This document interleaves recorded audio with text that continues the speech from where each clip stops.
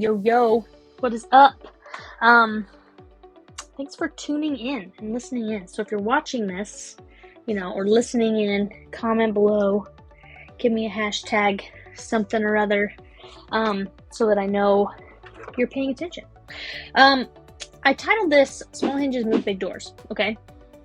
And I'm not sure where that phrase came from, but in my life, it came from an old boss / mentor of mine who, he said it pretty frequently, actually, just talking about everything, okay? And so I wanted to talk about what I mean by that, and kind of, I've been thinking about this a lot, okay? Is that everything in life compounds, okay? And this came up because I was listening to a talk by one of my church leaders the other day, okay? And he brought up becoming how every single day, if you just try to be 1% better, just 1% better every single day, by the end of the year, you're like 3,800% better or something, because everything compounds, okay? And he quoted a book by James Clear, which is called Atomic Habits, and it's actually one that I have a stack of books that my goal for after I've read them is to read them every single year, and that's one of them, okay? So I definitely recommend that. But, so like $1 growing at 1% every year, if you were put in the bank account and it was 1% a day, it would turn into $3,800, okay? I said that. But 1% seems so small and so insignificant that most of us aren't willing to make 1%, make those incremental changes. We'd rather just change it overnight. At least that's how we see it, right? But then if you were to look back on the year, you'd be like, holy crap, I grew a ton this last year, right? But we get so overwhelmed by what we need to accomplish, okay? Like I've heard people say, if you were to save $10 a day, which doesn't sound that very much, you'd have $3,650 a year. Like, there's so many different ways that you can just slowly improve, but we don't take the time to actually dial in what that would look like, okay? And what this brought up for me also was New Year's resolutions, okay? And goals for the new year. So, the reason that most resolutions fail is because everybody tries to tackle everything at the very beginning, okay? Like, if you think about a New Year's resolution, it's like, I'm going to lose weight, okay? And the way they're going to lose weight is they're going to go get a gym pass, they're going to work out 7 days a week, and they're going to cut out all carbs, right? Like, they go to the extreme to try and lose weight, right? They want to lose 50 pounds in 6 weeks. They want to completely turn their life around immediately to yesterday, right?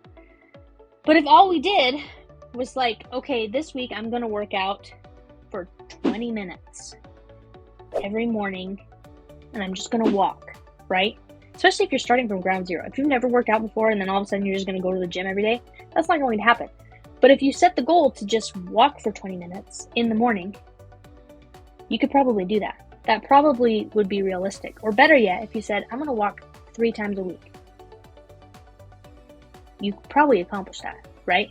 If you just said, I'm only going to eat chicken and vegetables at dinner, and that's the only thing you changed.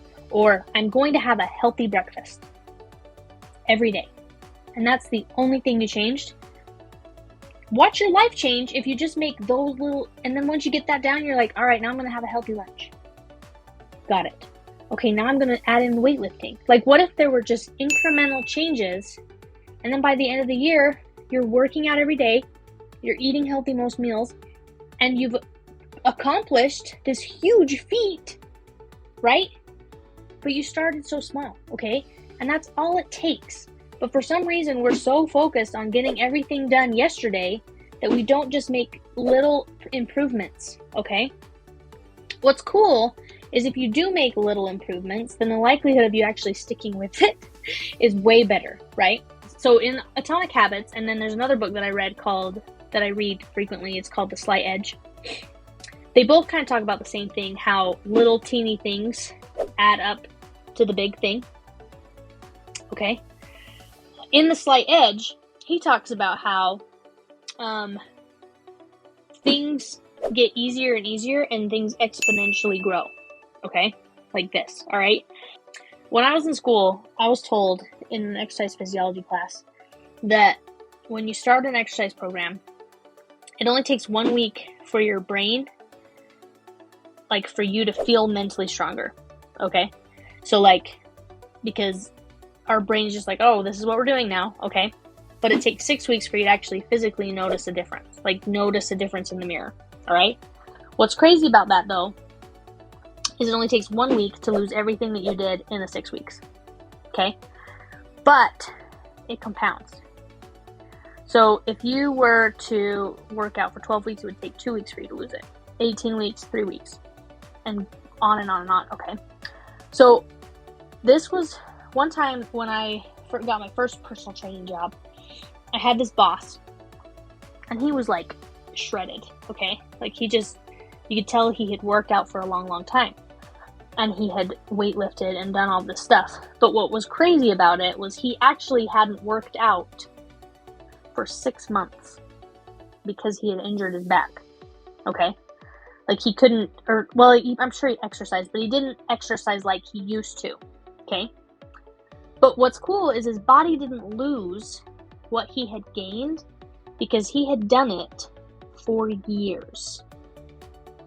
Like it would have taken him so much more effort to actually lose what he had gained because he had been so consistent, okay? And I believe this in everything. Like if you think about how easy it is for someone who just does things, like just working out is part of their life, eating right is part of their life, all of that stuff. If you are consistently doing that year after year after year after year, right? Day after day, month after month, and that just becomes who you are, the likelihood of you actually falling into the trap of, never working out again is very slim. Like I was actually thinking about this the other day, right? I woke up and I was not motivated. Surprise. How many of you wake up not motivated? And I didn't want to work out I think it was last Thursday. Wrigley wasn't sleeping good and all this stuff. I just didn't want to go, okay? And I remember laying there thinking like, how easy would it be for me to just stop working out completely? Would it be easy? And I had to think about it because like, it seems like it would be easy because people do it all the time, right? And there have been times in my life where I haven't exercised frequently. Like when I was pregnant with Wrigley, my hips hurt all the time. And so I wasn't working out for probably the last 2 or 3 months. At least not. I was active because I still had the gym until the last month, but I wasn't exercising like Kayla likes to exercise. Let's put it that way. Okay. And what's crazy though is as soon, like the day I got the clear, pretty much, to go work out, I had the desire to because I had missed it. Okay. And I don't think you get to the point where you miss working out until it's so ingrained in you that it becomes part of who you are, right? And that doesn't take 6 weeks. That doesn't take 12 weeks. Sometimes that doesn't even take 6 months to a year. I think that takes years. Years of practice. So much so that it has compounded into like, this is who I am, okay? Like you think of somebody who has built their wealth and they are millionaires or billionaires or whatever, they won't lose their money overnight, okay? And even if they do lose their money overnight, they have developed the skills and the attributes and the attitudes that it would take to become millionaires once again, right? It's the same thing, okay? I think I've talked about this before, but like you need to develop. That's why if you just incrementally do it, you're going to be more successful.